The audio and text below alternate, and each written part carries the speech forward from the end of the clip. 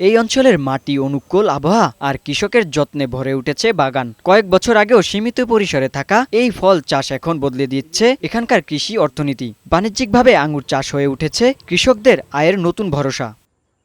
কৃষি বিভাগের তথ্য বলছে, রংপুর কৃষি অঞ্চলের ৫ জেলায় চলতি মৌসুমে ৩.৫ হেক্টর জমিতে আঙুর চাষ হয়েছে। শুধু বাগান নয়, বসতভিটাতেও বেড়েছে এই ফলের চাষ। কৃষকরা জানান, ভালো ফলন ও দাম পাওয়ায় প্রতি বছর বাড়ছে বাগানের পরিমাণ। গত ৫ বছরে আঙুর চাষে বহু কৃষকের জীবনমান বদলে দিয়েছে। তবে মাঠে উৎপাদন বাড়লেও এখনো বড় চ্যালেঞ্জ সংরক্ষণ ও প্রক্রিয়াজাতকরণ। এই আঙ্গুরের চারা যখন আসলো এখানে আঙ্গুর হবে, এখন তো দেখি আঙ্গুরের থোকায় থোকায় আঙ্গুর। অনেক সুন্দর ফলন হয়েছে, মানুষ আসছে, খাইতেছে, অনেকে চারা নিচ্ছে।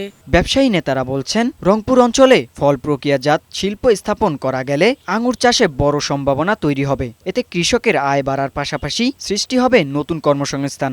একটা গাছে মোটামুটি ৬০০ থেকে ৭০০ টাকা পর্যন্ত টোটাল ফলন আসা পর্যন্ত টোটাল খরচ আসতে পারে। আমদানি নির্ভর এই ফল স্থানীয় চাষিদের মাঝে ব্যাপকভাবে চাষ করতে সব ধরনের সহযোগিতা করবে জানিয়েছেন কৃষি বিভাগ। কৃষকরা বিভিন্নভাবে ইউটিউব দেখে হোক বা বিভিন্ন অনলাইন উদ্বুদ্ধ হয়ে তারা ইনভেস্ট করছে। কৃষি সম্প্রসারণ অধিদপ্তরের পক্ষ থেকে আমরা তাদেরকে বিশেষ করে কারিগরি বিষয়ে পরামর্শ দিয়ে যাচ্ছি, কি করে আসলে সিডলেস আঙ্গুর পাওয়া যায়। বাগানগুলো হবে আমাদের বেশ কৃষি শ্রমিকের একটি কর্মসংস্থানের জায়গা।